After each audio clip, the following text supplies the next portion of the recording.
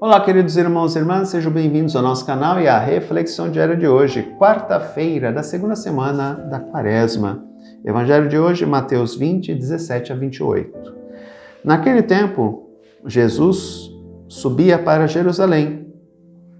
Enquanto Jesus subia para Jerusalém, ele tomou os 12 discípulos à parte e, durante a caminhada, disse-lhes: Eis que estamos subindo para Jerusalém. E o Filho do Homem será entregue aos sumos sacerdotes e aos mestres da lei. Eles o condenarão à morte e o entregarão aos pagãos para zombarem dele, para flagelá-lo e crucificá-lo. Mas no terceiro dia ressuscitará. A mãe dos filhos de Zebedeu aproximou-se de Jesus com seus filhos e ajoelhou-se com a intenção de fazer um pedido.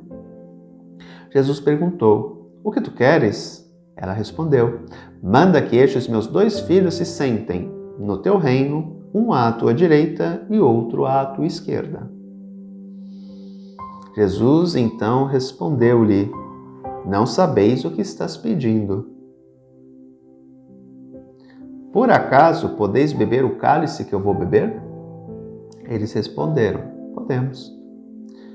Então Jesus lhes disse: De fato, vós bebereis do meu cálice, mas não depende de mim conceder lugar à minha direita ou à minha esquerda. Meu Pai é quem dará esses lugares àqueles para os quais ele os preparou. Quando os outros 10 discípulos ouviram isso, ficaram irritados contra os 2 irmãos. Jesus, porém, chamou-os e disse: Vós sabeis que os chefes das nações têm poder sobre elas e os grandes as oprimem. Entre vós não deverá ser assim. Quem quiser tornar-se grande, torne-se vosso servidor. Quem quiser ser o primeiro, seja vosso servo. Pois o Filho do Homem não veio para ser servido, mas para servir e dar a vida como resgate em favor de muitos. Algo interessante que a gente pode observar. Primeiro, Jesus fala abertamente de que ele vai para morrer em Jerusalém. Eles estão caminhando, estão subindo já para a cidade, né? E ele fala claramente: o Filho do Homem vai morrer. Mas não se preocupem não, no terceiro dia ele ressuscitará. Não se fala se houve alguma reação ou não. Por quê? Porque um evento inusitado, acho que choca tanto que eles nem se ligaram no que Jesus tinha acabado de falar. A mãe de Tiago e João simplesmente pedem que eles tenham destaque no reino que Jesus irá instaurar. Sentar à direita e à esquerda é o lugar mais próximo do rei. Portanto, é um lugar de destaque, né? É interessante porque revela muito bem que eles não compreendiam quem Jesus era de fato. Eles estavam esperando o quê? Um reinado espetacular. Que Jesus fosse reinar nesse mundo. Eu já falei isso para vocês em outras oportunidades, em outras reflexões, quando Pedro afirma que Jesus é o Messias. E eu sempre falei para vocês que a visão de Pedro de Messias é diferente da visão de Jesus. A visão de Pedro é uma visão política. Jesus vai sentar no trono e governar Israel. A visão de Cristo não. Jesus é um Messias espiritual, profetizado lá em Isaías. A transformação começa neste mundo e parte para o outro mundo. Eu mudo neste mundo para adentrar o mundo espiritual. Transformado, mudado, aderindo ao projeto de Jesus. E aqui fica muito claro isso.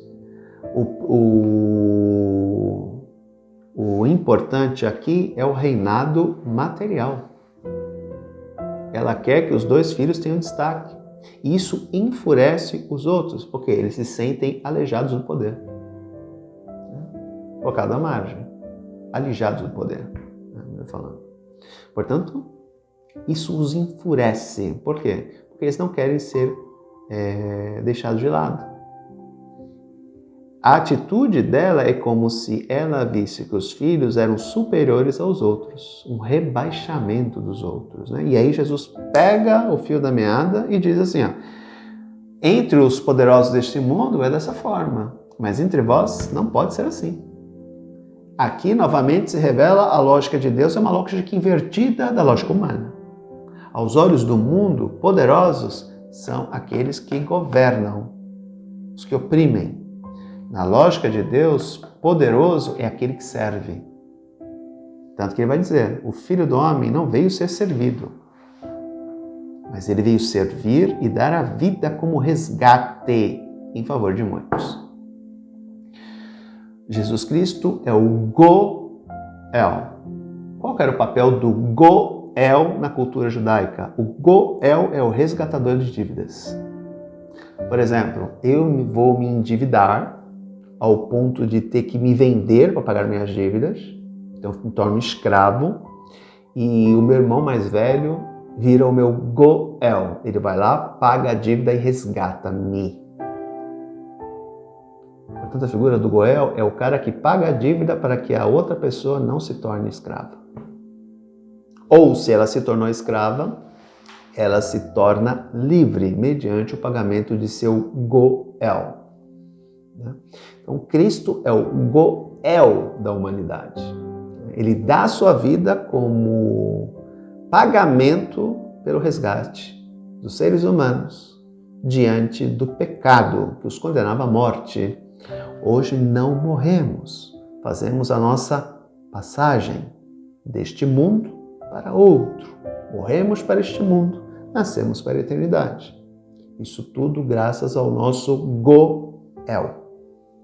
Por isso que aqui é a expressão resgate em favor de muitos. Ele faz isso. Ao morrer na cruz, ele liberta a humanidade do mal, do pecado, da morte. A morte se torna a porta.